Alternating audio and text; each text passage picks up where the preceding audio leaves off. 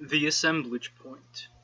Don Juan discontinued his explanation of the mastery of awareness for several months after my bout with the Allies. One day he started it again. A strange event triggered it. Don Juan was in northern Mexico. It was late afternoon.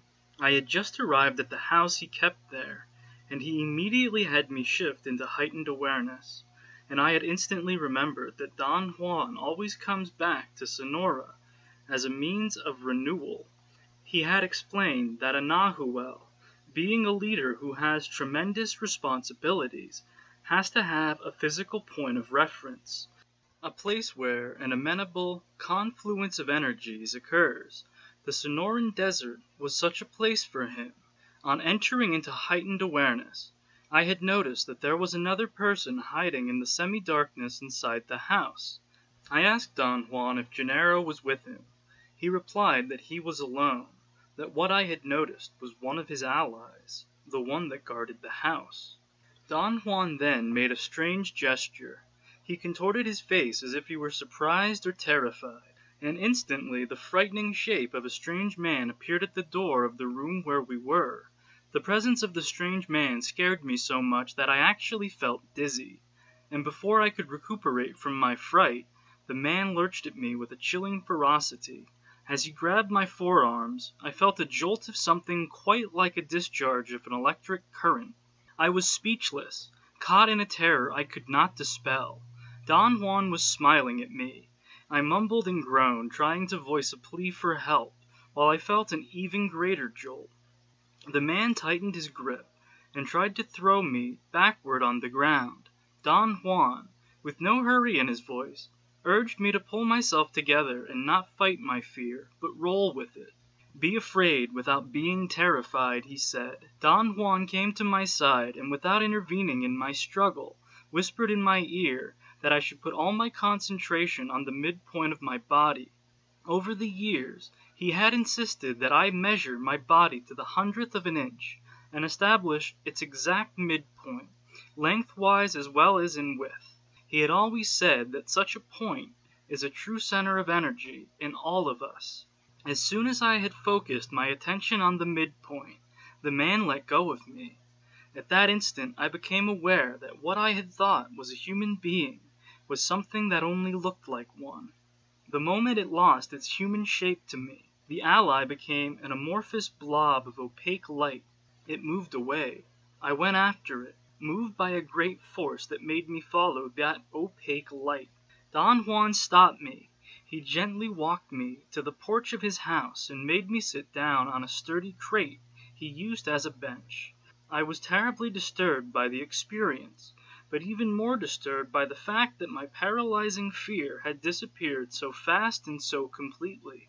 I commented on my abrupt change of mood. Don Juan said that there was nothing strange about my volatile change, and that fear did not exist as soon as the glow of awareness moved beyond a certain threshold inside man's cocoon. He then began his explanation. He briefly outlined the truths about awareness he had discussed, that there is no objective world, but only a universe of energy fields, which seers call the eagle's emanations, that human beings are made of the eagle's emanations, and are in essence bubbles of luminescent energy. Each of us is wrapped in a cocoon that encloses a small portion of these emanations.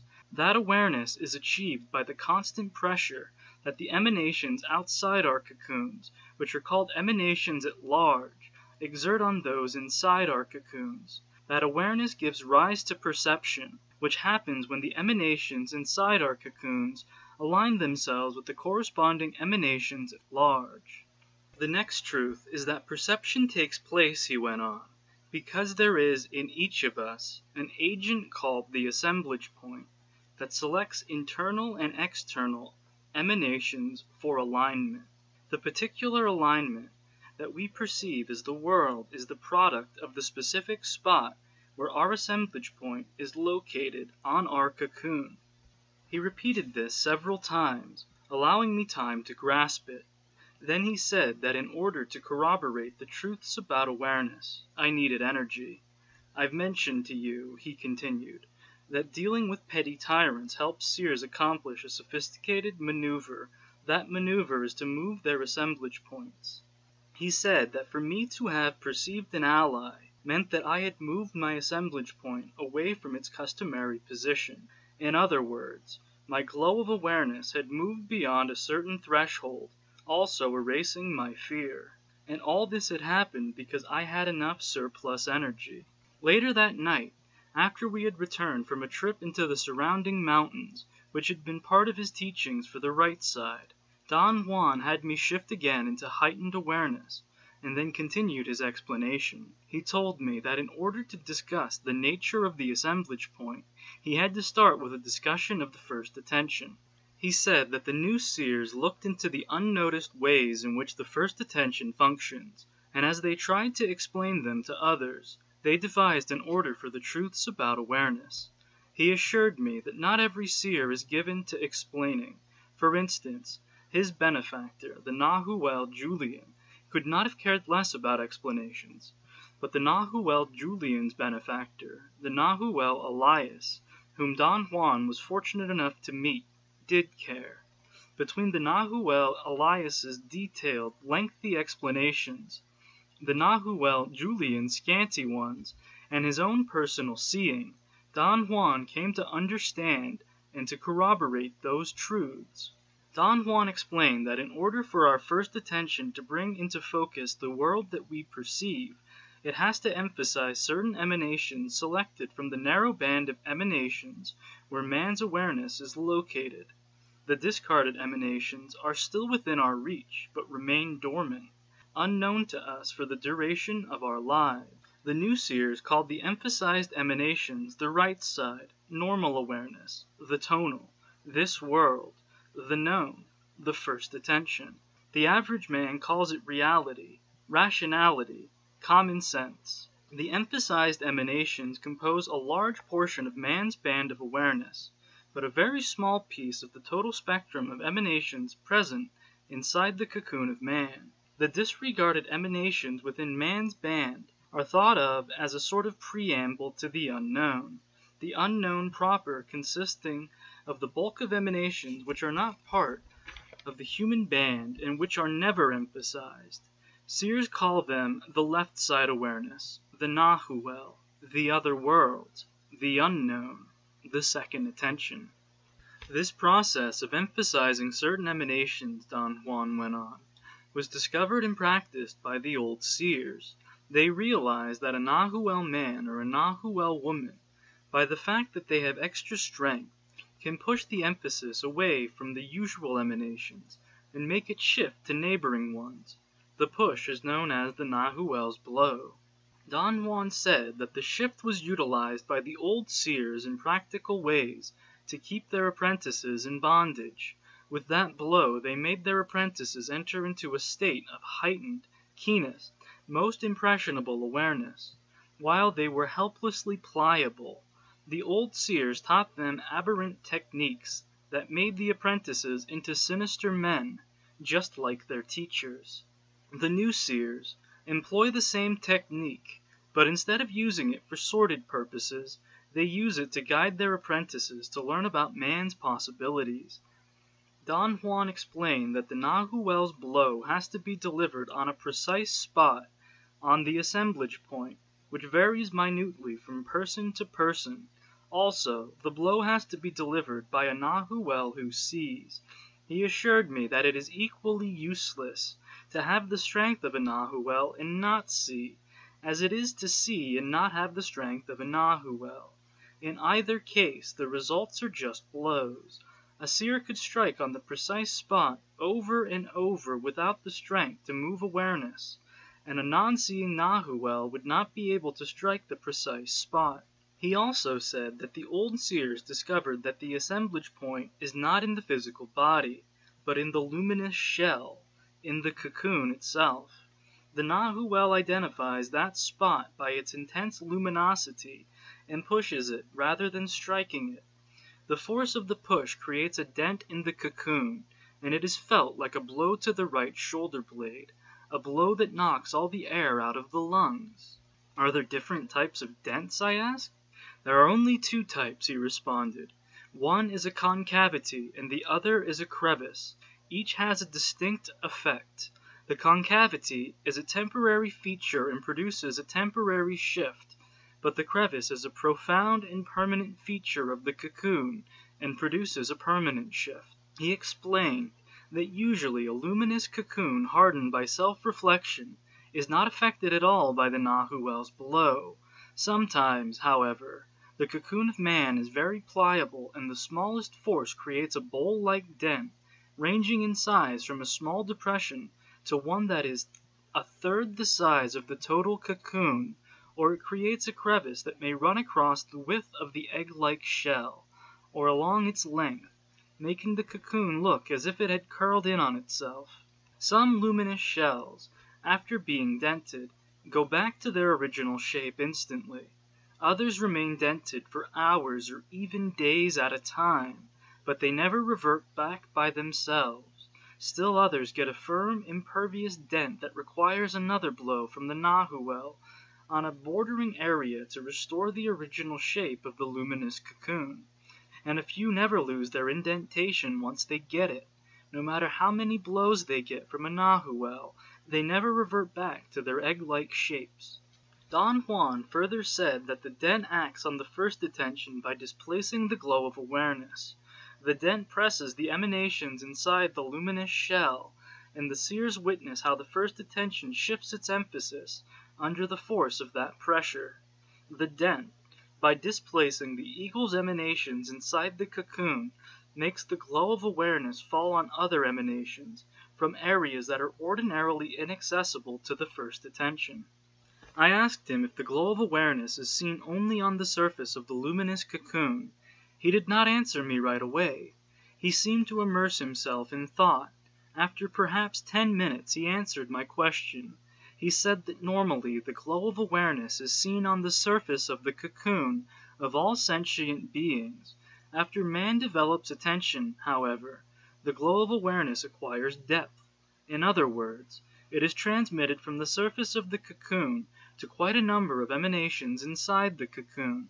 The old seers knew what they were doing when they handled awareness, he went on. They realized that by creating a dent in the cocoon of man, they could force the glow of awareness, since it is already glowing on the emanations inside the cocoon, to spread to other, neighboring ones. You make it all sound as if it's a physical affair, I said. How can dents be made in something that is just a glow? In some inexplicable way, it is a matter of a glow that creates a dent in another glow, he replied. Your flaw is to remain glued to the inventory of reason. Reason doesn't deal with man as energy. Reason deals with instruments that create energy. But it has never seriously occurred to reason that we are better than instruments. We are organisms that create energy. We are a bubble of energy. It isn't far-fetched, then, that a bubble of energy would make a dent in another bubble of energy. He said that the glow of awareness created by the dent should rightfully be called temporary heightened attention, because it emphasizes emanations that are so proximal to the habitual ones that the change is minimal, yet the shift produces a greater capacity to understand and to concentrate, and, above all, a greater capacity to forget. Seers knew exactly how to use this upshift in the scale of quality. They saw that only the emanations surrounding those we use daily suddenly become bright after the Nahuel's blow. The more distant ones remain unmoved, which meant to them that while being in a state of heightened attention, human beings could work as if they were in the world of everyday life. The need of a Nahuel man and a Nahuel woman becomes paramount to them, because that state lasts only for as long as the depression remains, after which the experiences are immediately forgotten. Why does one have to forget? I asked. Because the emanations that account for greater clarity cease to be emphasized once warriors are out of heightened awareness, he replied. Without that emphasis, whatever they experience or witness vanishes. Don Juan said that one of the tasks the new seers had devised for their students was to force them to remember, that is, to re-emphasize by themselves at a later time those emanations used during states of heightened awareness. He reminded me that Gennaro was always recommending to me that I learn to write with the tip of my finger instead of a pencil, so as to not accumulate notes. Don Juan said that what Gennaro had actually meant was that, while I was in states of heightened awareness, I should utilize some unused emanations for storage of dialogue and experience, and someday recall it all by re-emphasizing the emanations that were used. He went on to explain that a state of heightened awareness is seen not only as a glow that goes deeper inside the egg-like shape of human beings, but also as a more intense glow on the surface of the cocoon. Yet it is nothing in comparison to the glow produced by a state of total awareness, which is seen as a burst of incandescence in the entire luminous egg. It is an explosion of light of such a magnitude that the boundaries of the shell are diffused, and the inside emanations extend themselves beyond anything imaginable. Are those special cases, Don Juan? Certainly. They happen only to seers. No other men or other living creatures brighten up like that. Seers who deliberately attain total awareness are a sight to behold. That is the moment when they burn from within. The fire from within consumes them, and in full awareness, they fuse themselves to the emanations at large and glide into eternity. After a few days in Sonora, I drove Don Juan back to the town in the southern part of Mexico, where he and his party of warriors lived. The next day was hot and hazy. I felt lazy and somehow annoyed. In mid-afternoon there was a most unpleasant quietude in that town. Don Juan and I were sitting on the comfortable chairs in the big room. I told him that life in rural Mexico was not my cup of tea. I disliked the feeling I had that the silence of the town was forced. The only noise I ever heard was the sound of children's voices yelling in the distance. I was never able to find out whether they were playing or yelling in pain. When you're here, you're always in a state of heightened awareness, Don Juan said. That makes a great difference. But no matter what, you should be getting used to living in a town like this. Someday you will live in one. Why should I have to live in a town like this, Don Juan? I've explained to you that the new seers aim to be free, and freedom has the most devastating implications. Among them is the implication that warriors must purposely seek change. Your predilection is to live the way you do. You stimulate your reason by running through your inventory and pitting it against your friends' inventories. Those maneuvers leave you very little time to examine yourself and your fate. You will have to give up all that. Likewise, if all you knew were the dead calm of this town, you'd have to seek, sooner or later, the other side of the coin. Is that what you're doing here, Don Juan? Our case is a little bit different, because we are at the end of our trail. We are not seeking anything. What all of us do here is something comprehensible only to a warrior. We go from day to day doing nothing. We are waiting. I will not tire of repeating this. We know that we are waiting, and we know what we are waiting for. We are waiting for freedom. And now that you know that, he added with a grin, let's get back to our discussion of awareness. Usually, when we were in that room, we were never interrupted by anyone, and Don Juan would always decide on the length of our discussions. But this time, there was a polite knock on the door, and Gennaro walked in and sat down. I had not seen Gennaro since the day after we had run out of his house in a great hurry. I embraced him. Gennaro has something to tell you, Don Juan said. I've told you that he is the master of awareness. Now I can tell you what all that means. He can make the assemblage point move deeper into the luminous egg after that point has been jolted out of its position by the Nahuel's blow. He explained that Gennaro had pushed my assemblage point countless times after I had attained heightened awareness. The day we had gone to the gigantic flat rock to talk, Gennaro had made my assemblage point move dramatically into the left side, so dramatically, in fact, that it had been a bit dangerous. Don Juan stopped talking and seemed to be ready to give Gennaro the spotlight. He nodded as if to signal Gennaro to say something. Gennaro stood up and came up to my side. "Flame is very important," he said softly. "Do you remember that day when I made you look at the reflection of the sunlight on a piece of quartz when we were sitting on that big flat rock?" When Gennaro mentioned it, I remembered. On that day, just after Don Juan had stopped talking, Gennaro had pointed to the reflection of light as it went through a piece of polished quartz that he had taken out of his pocket and placed on the flat rock. The shine of the quartz had immediately caught my attention. The next thing I knew, I was crouching on the flat rock as Don Juan stood by with a worried look on his face. I was about to tell Gennaro what I had remembered when he began to talk.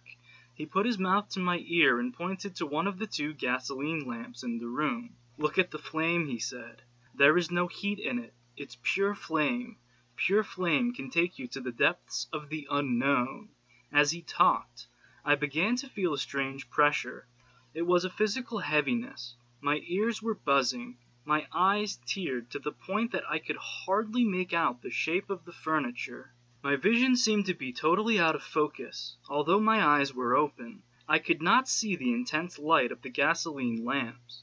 Everything around me was dark.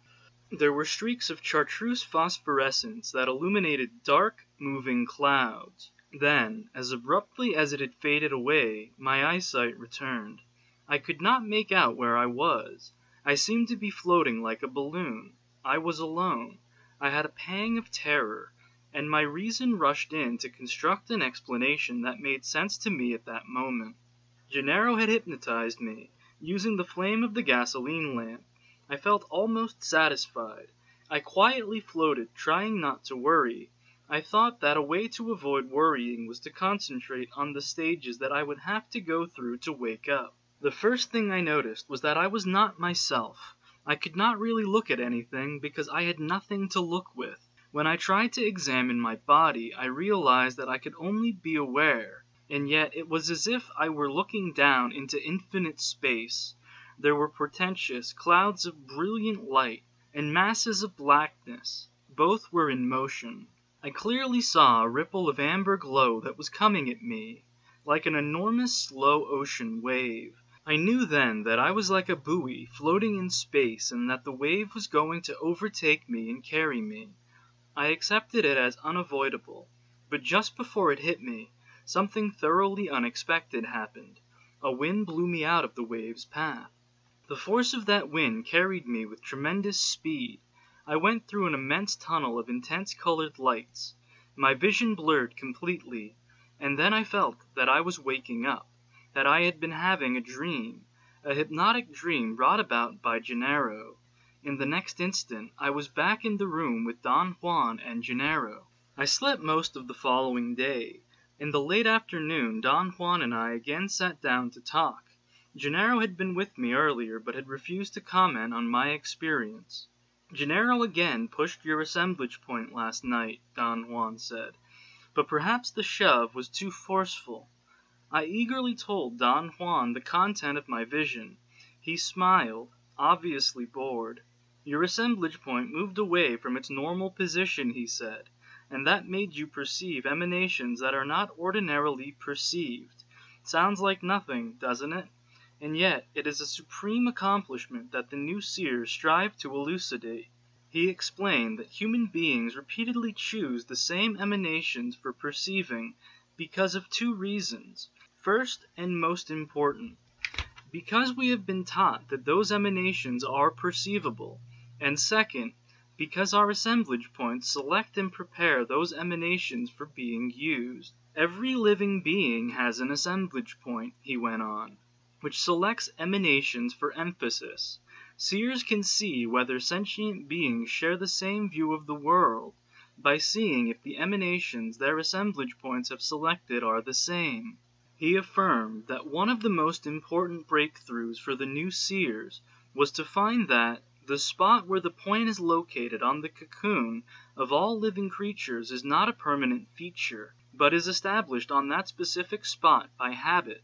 Hence the tremendous stress the new seers put on new actions, on new practicalities. They want desperately to arrive at new usages, new habits. "The Nahuel's blow is of great importance," he went on, "because it makes that point move. It alters its location. Sometimes it even creates a permanent crevice there. The assemblage point is totally dislodged, and awareness changes dramatically. But what is a matter of even greater importance is the proper understanding of the truths about awareness, in order to realize that that point can be moved from within. The unfortunate truth is that human beings always lose by default. They simply don't know about their possibilities. How can one accomplish that change from within, I asked. The new seers say that realization is the technique, he said. They say that, first of all, one must become aware that the world we perceive is the result of our assemblage points being located on a specific spot on the cocoon. Once that is understood, the assemblage point can move almost at will, as a consequence of new habits. I did not quite understand what he meant by habits. I asked him to clarify his point. The assemblage point of man appears around a definite area of the cocoon, because the eagle commands it, he said. But the precise spot is determined by habit, by repetitious acts. First we learn that it can be placed there, and then we ourselves command it to be there. Our command becomes the eagle's command, and that point is fixated at that spot. Consider this very carefully. Our command becomes the eagle's command. The old seers paid dearly for that finding. We'll come back to that later on. He stated once again that the old seers had concentrated exclusively on developing thousands of the most complex techniques of sorcery. He added that what they never realized was that their intricate devices, as bizarre as they were, had no other value than being the means to break the fixation of their assemblage points and make them move. I asked him to explain what he had said. "I've mentioned to you that sorcery is something like entering a dead-end street," he replied.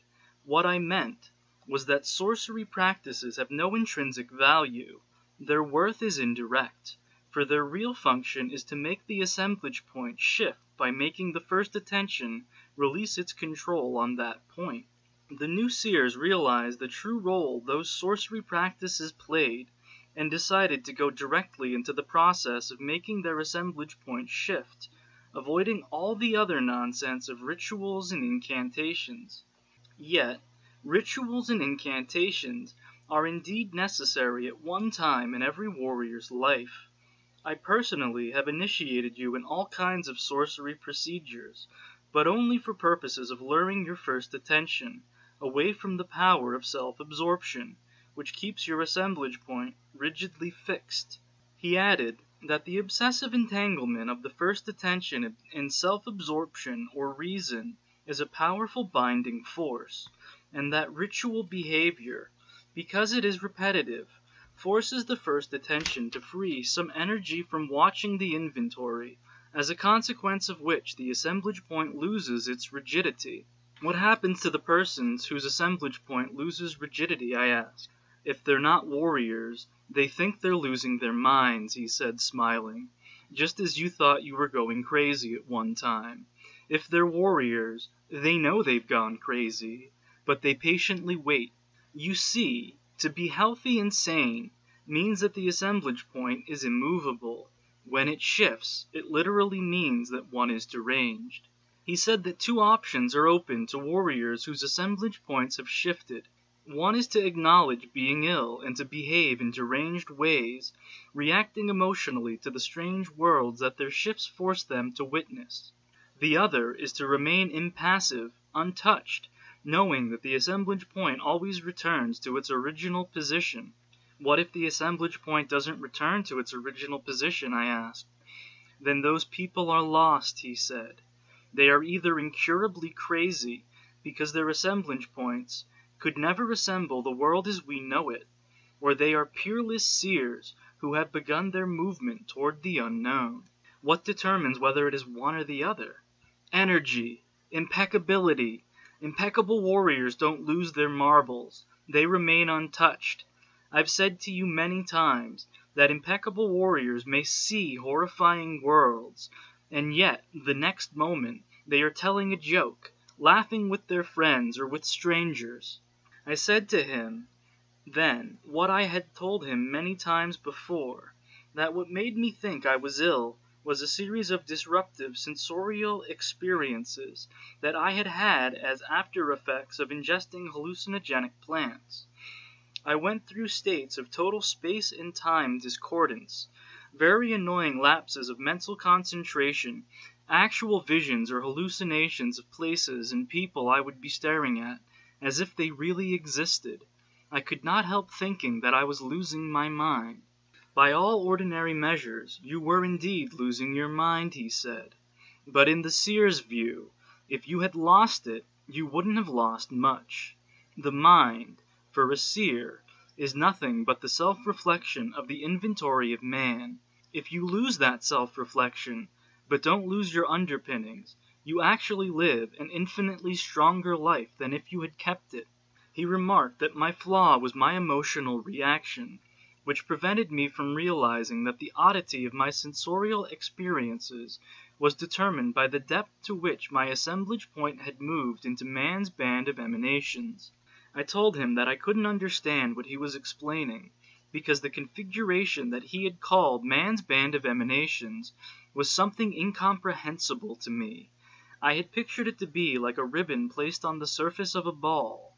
He said that calling it a band was misleading, and that he was going to use an analogy to illustrate what he meant.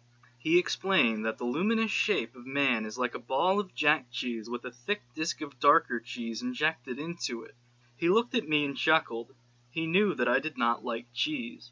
He made a diagram on a small blackboard. He drew an egg-like shape and divided it into 4 longitudinal sections, saying that he would immediately erase the division lines because he had drawn them only to give me an idea where the band was located in the cocoon of man. He then drew a thick band at the line between the first and second sections, and erased the division lines. He explained that the band was like a disc of cheddar cheese that had been inserted into the ball of jack cheese.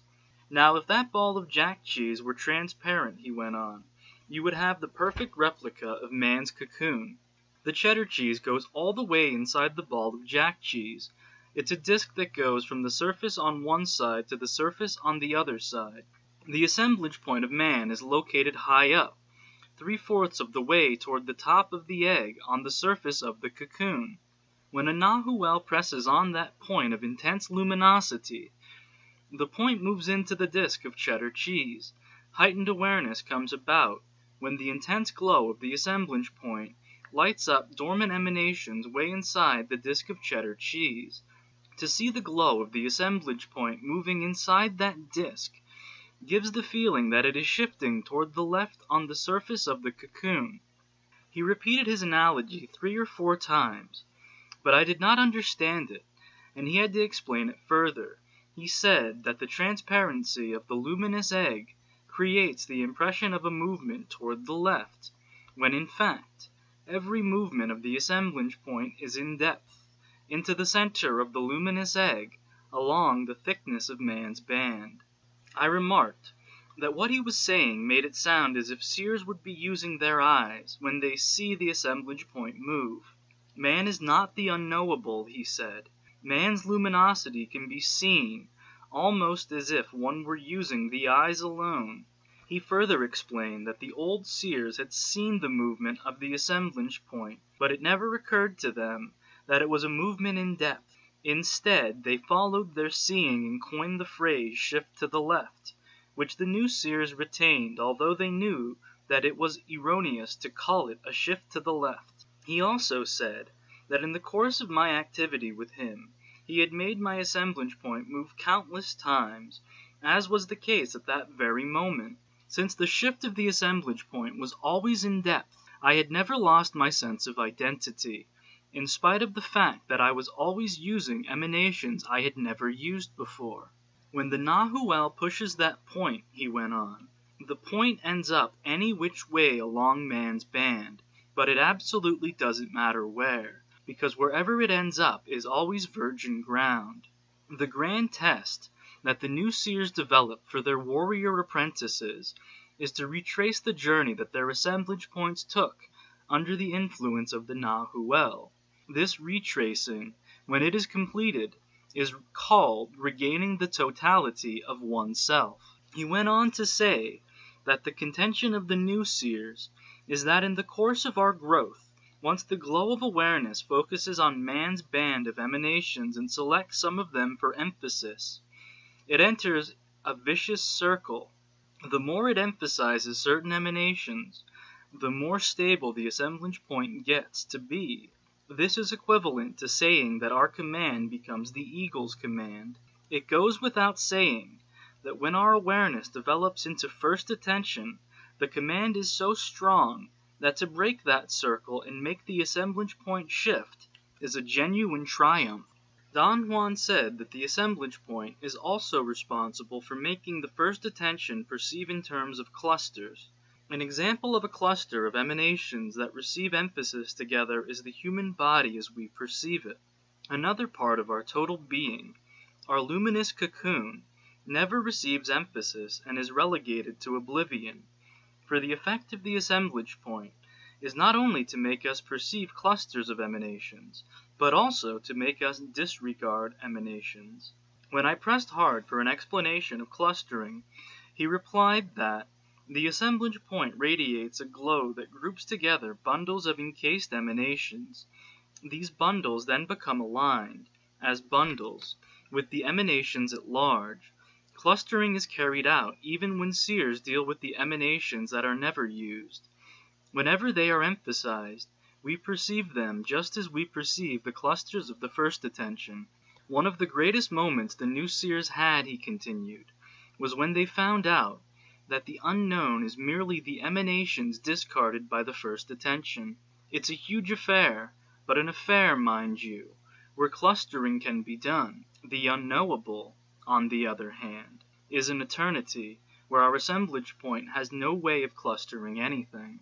He explained that the assemblage point is like a luminous magnet that picks emanations and groups them together wherever it moves within the bounds of man's band of emanations. This discovery was the glory of the new seers, for it put the unknown in a new light. The new seers noticed that some of the obsessive visions of seers, the ones that were almost impossible to conceive, coincided with a shift of the assemblage point to the region of man's band, which is diametrically opposed to where it is ordinarily located.